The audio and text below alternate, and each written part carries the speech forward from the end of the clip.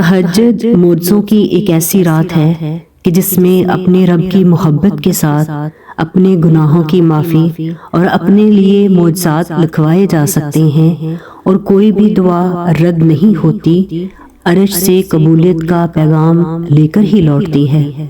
آپ کی زندگی میں پڑے گی ایک تہجد کی نماز آپ کی ساری زندگی کو بدلنے کی طاقت رکھتی ہے، اور تہجد کی دعائیں اللہ نے قبولیت کے لیے ہی بنائی ہیں۔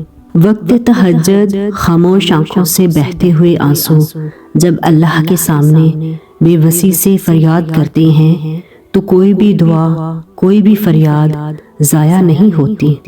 اللہ کے سامنے بہایا گیا ہر آنسو دعا ہے۔ اللہ کو تمہارے ہر آنسو سے محبت ہے، پھر وہ آنسو صبر کرتے ہوئے بہایا گیا ہو یا پھر مایوسی اور ناراضگی سے بہایا گیا ہو، کیونکہ اللہ ہر آنسو کے پیچھے چھپی کہانی کو جانتا ہے۔ اسے یہی کافی ہے کہ تم نے پھر بھی اس سے مانگا، بس پھر وہ غصہ نہیں کرتا، عطا کرتا ہے۔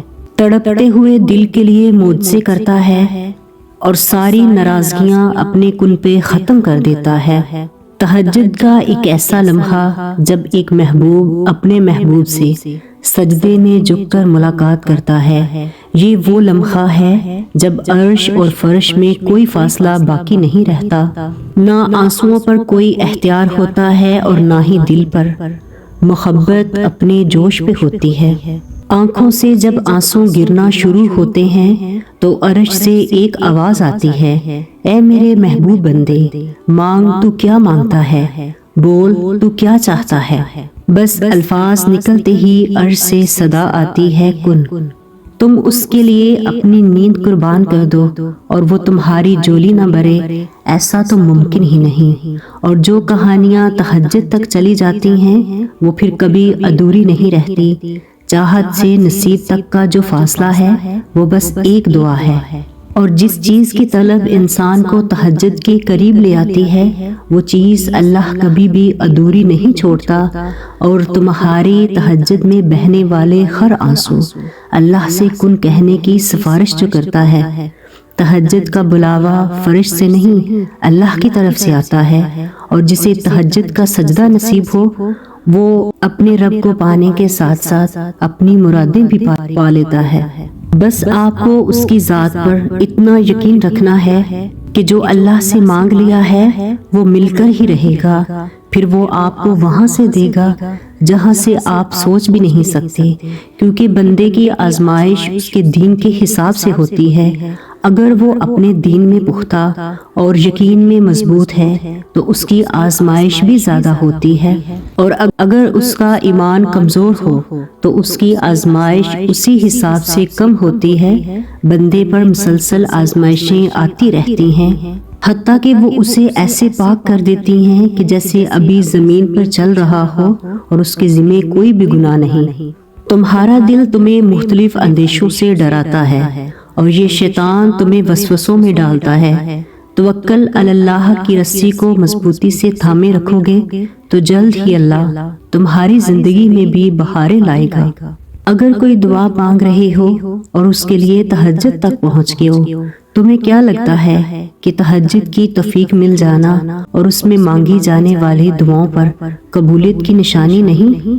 تہجد کی دعائیں تو اس قدر خاص ہوتی ہیں کہ انہیں سننے کے لیے اللہ پاک خود پہلے آسمان پر آ جاتے ہیں۔ اس پہر کی گئی فریاد عرش تک جاتی ہے، اور کیا تمہیں معلوم نہیں کہ خاص معاملات میں نوازشیں بھی خاص ہوا کرتی ہیں؟ تمہیں اب صبر کا پہلو تھامے رکھنا ہوگا، کیونکہ اب جو بھی ہوگا وہ معجزہ ہی ہوگا۔ تمہارا تہجد تک آنا معجزہ، تمہارا تہجد کی دعا مانگنا ایک معجزہ، اور تہجد میں جو کچھ تم مانگو گے نا وہ معجزے کی صورت میں ملے گا، کیونکہ تہجد کی دعاؤں میں اتنی طاقت ہوتی ہے کہ وہ آسمان کے پار جاتے ہی اللہ سے ہر بات منوا لیتی ہیں۔ جب دعائیں قبولیت کے لیے اللہ کے روبرو ترتیب سے کھڑی ہوتی ہیں تو تہجد کی دعائیں صف اول میں ہوتی ہیں، وہ صف جسے اللہ نے سب سے پہلے کن سے نوازنا ہوتا ہے۔ فرض نمازوں کے بعد تہجد وہ واحد نماز ہے جو اللہ سے کن کہلوانے کی طاقت رکھتی ہے اور اللہ سے مانگنے کے بعد ناممکن کے گمان نہیں رکھتے، کیونکہ تہجد کی برکت سے تمام رکی ہوئی دعائیں بھی پوری ہو جاتی ہیں۔ تہجد وہ معجزہ ہے جس کا کوئی اختتام نہیں۔ اس کے ایک کن کہنے سے تقدیریں بدل جایا کرتی ہیں، اور جانتے ہو کہ وہ معجزہ کب کرتا ہے؟ جب تم سب کچھ ناممکن لگنے کے بعد بھی اس کی ذات پر توکل کرتے ہو، حالانکہ تمہیں لگتا ہے کہ یہ ناممکن ہے، پھر بھی مسلسل اسی دعا کا مانگنا۔ اتنا وقت گزر جانے کے بعد بھی تمہارا دل ایک ہی دعا مانگ مانگ کر نہیں تھکتا، کیا یہ قبولیت کی نشانی نہیں ہے؟ جب سب اللہ کے حکم سے ہے تو تمہارا وقت تہجد اٹھ جانا بے وجہ نہیں ہو سکتا۔ سنو، تمہیں سب مل جائے گا جو تم چاہتے ہو۔ تمہارا تہجد میں اللہ کے سامنے گڑ گڑانا، رونا، فریاد کرنا کبھی ضائع نہیں جائے گا۔ اللہ تو ہر دعا پوری کرتے ہیں، اور جو دعا تہجد میں مانگی جائے اس کا تو مقام ہی بہت بلند ہے۔ مایوس نہ ہوا کرو، اللہ تمہیں بہت قریب سے دیکھ رہا ہے۔ وہ جانتا ہے کہ کون سی اذیت تمہیں توڑ رہی ہے۔ یقین جانو، یہ تمہیں جوڑا جا رہا ہے۔ اللہ تمہاری دعا، تمہاری چاہت جلد ہی تمہیں لٹا دیں گے۔ جب تم اپنی دعاؤں پر یقین رکھتے ہو اور دعائیں قبول کرنے والے پر توکل رکھتے ہو، تبھی تو معجزے ہوتے ہیں، اور تم دعا تک خود نہیں آتے، تمہیں دعا تک لایا جاتا ہے۔ تمہارے دل میں کسی چیز کے لیے دعا کا خیال آنا اور تمہارے ہاتھوں کا اسی دعا کے لیے اٹھنا اس بات کی نشانی ہے کہ اللہ تمہیں نوازنا چاہتا ہے۔ اور جب تم سرد راتوں میں اپنا گرم بستر چھوڑ کر اس کے سامنے اس کی سب سے لاڈلی عبادت تہجد کے لیے کھڑے ہوتے ہو نا، تو وہ تمہیں دیکھ رہا ہوتا ہے۔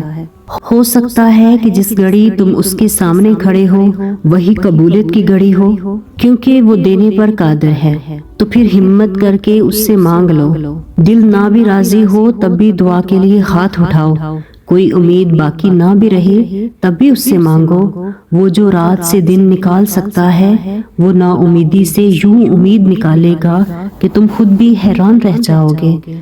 اللہ کبھی تمہیں بلا وجہ غم میں مبتلا نہیں کرتا، اور نہ ہی کسی بغیر مقصد کے تمہیں یہاں تک لاتا ہے۔ چاہتا ہے کہ تم اس سے مناؤ اور وہ تم سے راضی ہو جائے۔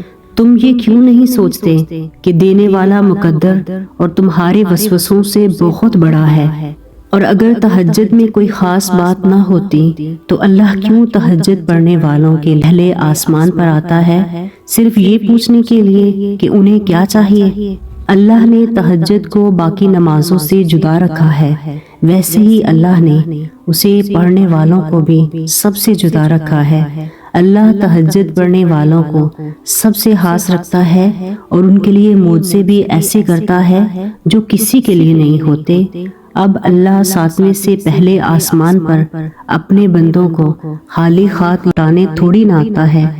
کیا پتا اللہ نے تمہیں بار بار مانگتا دیکھنے کے لیے قبولیت میں کچھ دیری اس لیے کر دی ہو کہ وہ تمہیں تمہاری چاہت سے بڑھ کر دینا چاہتا ہو۔ تم یقین کے ساتھ دعا کرتے رہو، وہ رب تمہارے ساتھ ہے اور جلد قبولیت ہو جائے گی۔ اور یہ بات ذہن نشین کر لو کہ کسی بھی چیز کا ملنا ناممکن نہیں۔ جو چھین لیا گیا ہو بہو ویسا بھی مل سکتا ہے۔ جو اب تک نہیں ہو سکا وہ تمہاری تہجد کی ایک دعا سے بھی ہو سکتا ہے۔